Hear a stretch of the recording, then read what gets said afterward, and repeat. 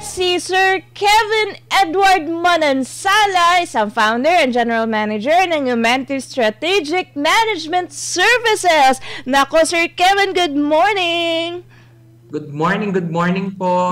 Miss Val, Miss Sam, good morning. At sa lahat po ng nanonood, good morning po. Yeah. At nakasubaybay sa atin through DZAR 1026. Ayan. Nako, Sir Kevin, unang-una sa lahat, natutuwa kami at sorry pala sa abala at napagising ka namin ng maaga. It's okay po, it's okay. Nagpapasal ka na ba? I just had my coffee po. So, yun. Napanood ko din po yung early news ninyo at saka yung mga, yung ano nyo po kanina, yung poll. Oo. Ay, tatanungin ka namin yan after. Ka din, ha? Sa dulo.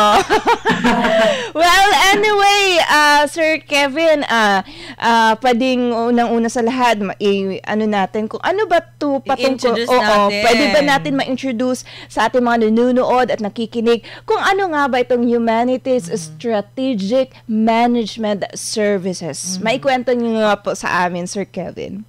Opo, ang Humanities po is a business consultancy company na tumutulong po sa ating mga kababayan na businessmen, mga doctors, even yung mga ating investors po, no? Para magtayo ng kanilang medical facility. Yan po. So yung medical facilities natin, it includes diagnostic centers, dialysis centers, mga birthing clinics. In the past po, we had molecular labs, even hospitals po. Yan. Tumutulong po kami sa mga kababayan natin para sumunod po sa regulatory requirements. Kailan kayo nagsimula, sir? At ano naman ang inspirasyon sa likod nito?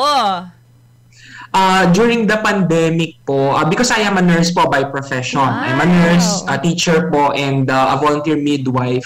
During the pandemic po, sa totoo lang po, takot din ako na matamaan po ng sakit, even though I am a nurse. Kaya lang, bilang frontliner po, unfair naman sa mga kasama ko pong nurses if hindi po ako tutulong. So during the pandemic, umikot po ako ng Philippines to look for investors na magtatayo po ng medical facilities, gaya na nabanggit ko po kanina. Oh, okay. Yan. Kasi, so, basically, parang pandemic ka lang din nag-start ng yes itong po, opo. Umikot po ako ng buong Pilipinas, nilampasan ko yung mga checkpoint. Nakita ko po talaga yung highway natin, talagang blanco, wala pong walang mga tao sa daan, walang sasakyan. Alam naman po natin, nagsara yung most of our industries, pero ang health po, hindi po talaga yan na nagsara. So, lalo pa pong lumakas yung ating mga investments po sa pagtatayo po ng mga medical facilities. So, sir, maitanong lang natin, no? Ano ba yung nagiging advantage din kung kukuha ng isang expert or consultant regarding this medical firm? Actually po, I started po more than a decade na sa ganitong business. Ang kinaganda po na magkakaroon sila ng mga eksperto, hindi lang yung aming company, yung ibang mga nagtayo na rin po ng ganitong mga businesses in the past. One-stop shop po. So basically, familiar na yung mga kukunin po nilang consultants dun sa mga requirements. Kasi alam naman po natin, ang DOH natin and even FDA, naghigpit po yan sa mga requirements. Dahil naman po, during the pandemic po talaga, nag-mushroom din po ang mga laboratories, yung mga medical facilities. Kaya naman, kung kukuha po sila ng consultant, I'm sure mas mapapadali po sa kanila yung para makapagtayo ng ganitong mga medical facilities po. Ayan. So yung mga partner nyo dyan, sir, mga schools, mga private companies, o meron din sa government? Actually po, as of the moment, we're dealing with the private, but hopefully po with the current SONA po ng ating presidente na private-public partnerships, even the government po maging willing na magpagtayo ng mga medical facilities nila per barangay. As we all know, meron tayong mga RHUs, pero mga walang laboratories, very limited po yung mga may birthing clinics, yung dialysis center, so very limited din po yan. So hopefully, yung ating pong government no, ay ma-encourage natin na makapagtayo din po ng kani-kanyang mga medical facilities. Oh, ayun. Doon sa facilities, sir, may pinoprovide din kayo ng mga manpower service? Ay, importante yan, sir. Hindi po kami a manpower agency, but we can recommend, endorse. Gaya na nabanggit ko po, si Humanities po kasi one-stop shop. So, nagre-recommend po kami ng mga parts nung industry, nung business po, para yung ating kliyente, along the way po, i-run na lang niya, i-operate na lang yung kayong facility. So, meron din po kaming tinutulungan din namin sila na for the first few months, i-run yung facility, and then after nila makapag-decide po na gusto na lang sila na lang, pwede po namin i-turn over na sa kanila fully. Para din po hindi magsara yung medical facility na itatayo po natin. Maganda. May nag-guide muna bago nyo iwanan ng tuluyan. Yes po. Opo. Maganda talaga yan para hindi para may guidance ang mga bagay-bagay. Maganda yan. Chares.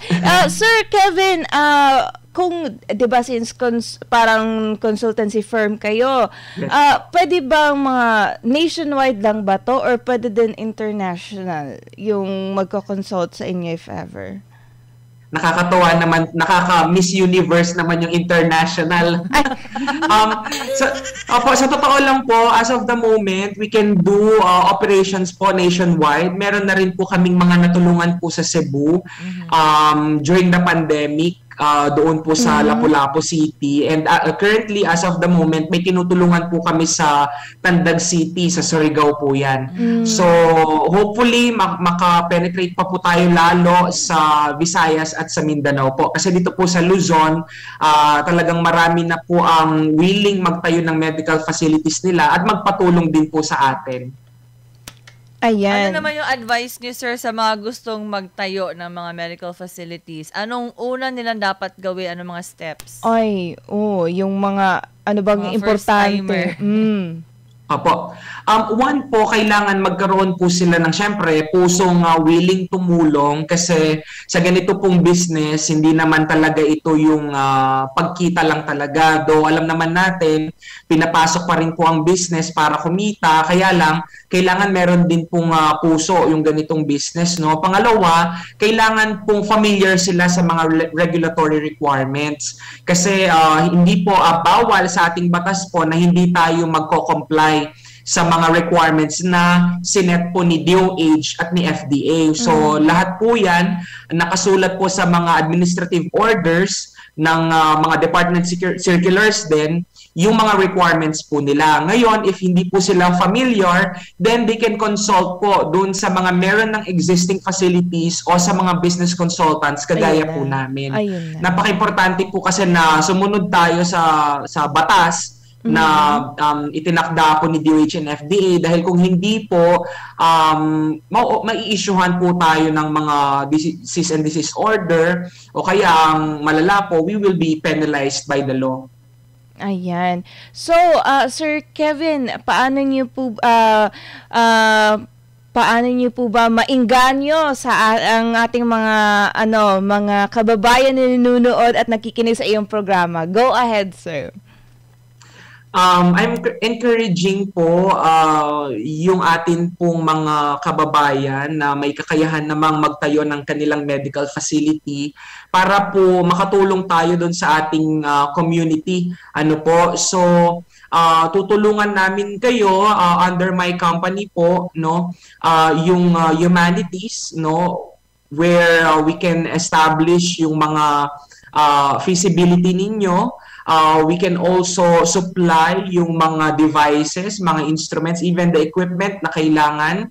Tapos matulungan namin kayo with construction, kasi po with the DOH at FDA po, may mga requirements na po tayo tungkol sa space ng ating mga facilities.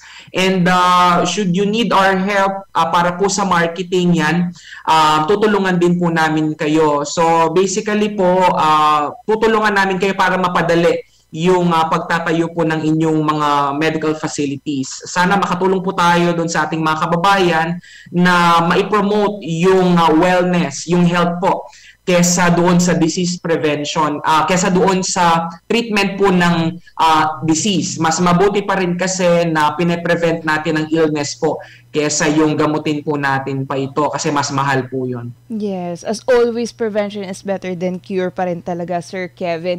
So, yes, Sir Kevin, thank you so much no na naging guest ka din namin dito sa aming programa. At least, yung may mga gustong pumasok sa ganyan na mga kind of business o kasi nga naman lalo na ngayon, pandemic, 'di ba? Marami siguro talaga nakakaisip ng ganyan, pero wala lang silang ideya na paano ba kasi kami papasok sa ganyan. And very much thankful na nandyan kayo, Sir Kevin, naging guest ka namin dito at makakatulong din yan ng malaki sa ating mga kababayan na interesado na nanonood at nakikinig. Ayan. Thank you so much, Sir Kevin. Pero bago thank you rin po sa pag-invite po. Thank you rin po sa pag-invite. Yeah, always, anytime. Pero Sir Kevin, bago ka namin pakakawalan sa ating programa. Nako, parang interesado ako makinig kung ano bang opinion mo doon sa aming naging poll question. Ano ba sa tingin mo, Sir Kevin, sang-ayon ka ba na parusahan na itong mga politikong balimbing? Opo, my answer will be brief, no? No comment po kasi we're dealing with politicians, no? So, yun. Okay. Ang akin lang po sana yung mga politiko po natin, no, kasi politicians po sila during the campaign, pero after ng campaign po they're all public servants. So sana po after ng election, no, talagang diretso na po tayo kasi ang dami pong issue sa totoo lang po na dapat i-solve po ng bayan natin. Hopefully they can consider po yung disease prevention. Lahat po kasi sila nakafocus sa treatment po ng illness. Pero sana ma-open po yung kanilang hearts and minds na magtayo po ng medical facility. So sana makatulong po si humanities po sa kanila. Yes. Yan, thank you so much, Sir Kevin. At anytime, Sir, kung meron ka pang gustong ipaabot sa mga manunod or gustong i-promote i-share sa publiko, Gora, Sir, pwede po kayong mag-guest ulit dito sa DZAR at sa SMNI News. Thank you so much, Sir Kevin. Good morning. Thank you po. Good morning po. Good morning po. Yeah. Stay safe po, everyone. Yeah, stay safe then.